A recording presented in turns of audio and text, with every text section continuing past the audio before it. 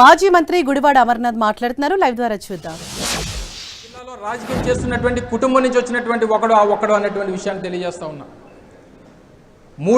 మూడు తరాల రాజకీయ చరిత్ర కలిగినటువంటి కుటుంబం నుంచి వచ్చినటువంటి వ్యక్తి గుడివాడ అమర్నాథ్ ఒక్కడు అనేటువంటి విషయాన్ని ఈ సందర్భంగా తెలియజేస్తా ఉన్నా. 3 తరాల రాజకీయ కుటుంబం నుంచి ఉమ్మడి విశాఖపట్నం జిల్లాలో అనేక ప్రాంతాల్లో అభివృద్ధికి బాటలు వేసినటువంటి కుటుంబం నుంచి వచ్చినటువంటి ఆ వ్యక్తి గురించి, గతంలో మంత్రిగా పనిచేసినటువంటి వ్యక్తి గురించి, ఒక బాధ్యతాయుతమైనటువంటి పదవిలో ఉన్నటువంటి ఒక వ్యక్తి మాట్లాడేటువంటి మాటలు ఇవి అనేటువంటిది ఈ సందర్భంగా మీ ద్వారా ప్రజలను అడుగుతా ఉన్నా. ఈ మాటలకి ప్రతిస్పందనే నా తాలూకా ప్రసంగం అనేటువంటి విషయాన్ని కూడా ఈ సందర్భంగా తెలియజేస్తా ఉన్నా.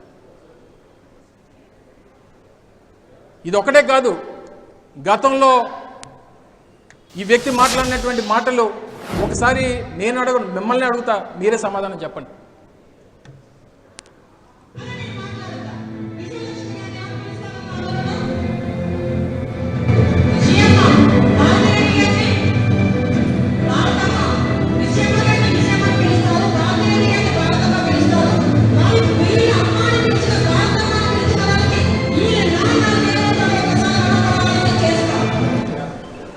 చెప్పండి.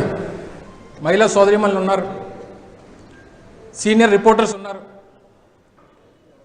భారతిరెడ్డి గారిని భారతమ్మ అని పిలుస్తారు, విజయలక్ష్మి గారిని విజయమ్మ అని పిలుస్తారు. అంటే భారతమ్మ విజయమ్మ అని పిలుస్తున్నటువంటి వీరికి వాళ్ళ నాన్న ఏమవుతాడో అని అడుగుతాను. చెప్పండి, సమాధానం చెప్పండి. పత్రికా మిత్రులు చెప్పండి. చెప్పమ్మా ఏబిఎన్ రామకృష్ణ చెప్పండి. కాదు అడుగుతున్నాను, చెప్పండి. అంటే నేను మిమ్మల్ని ఏమనట్లా, దానికి అర్థం ఏంటో చెప్పండి అని అడుగుతున్నాను. ఈ మాటలకి ఏ రోజున క్షమాపణ చెప్పింది ఆవిడ?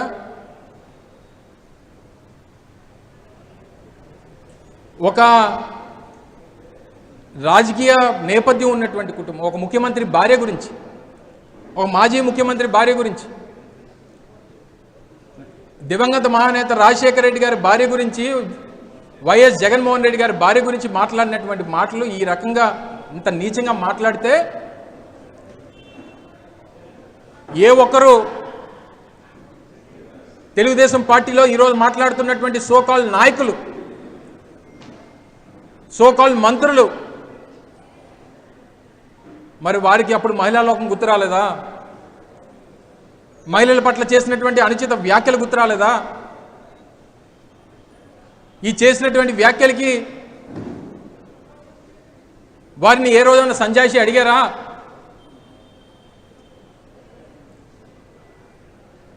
ఈ రకమైనటువంటి తప్పుడు మాటలు మాట్లాడుతూ ఎవరన్నా ప్రశ్నిస్తే వారి మీద కేసులు పెడుతూ, సామాన్యమైనటువంటి ఒక సోషల్ మీడియా కార్యకర్తను తీసుకొని వెళ్ళి 30-40 పోలీస్ స్టేషన్లో కేసులు పెట్టి వారిని ఇబ్బంది పెడతా ఉంటే, ఈ ప్రాంతంలో ఉన్నటువంటి నాయకుడిగా మా కార్యకర్తలకు భరోసా ఇవ్వాల్సినటువంటి బాధ్యత ఉన్నటువంటి మాలాంటి వారు తిరగబడకపోతే మరింత పేట్రేగిపోయేటువంటి పరిస్థితులు వస్తాయి. దానికి అడ్డుకట్ట వేయడానికి మాత్రమే నా తాలూకా ప్రతిస్పందన అని చెప్పి ఈ సందర్భంగా తెలియజేస్తా ఉంది. ఇదొక్కడే కాదు, అనేక మార్లు ఇదొక ప్రసంగం చూడండి.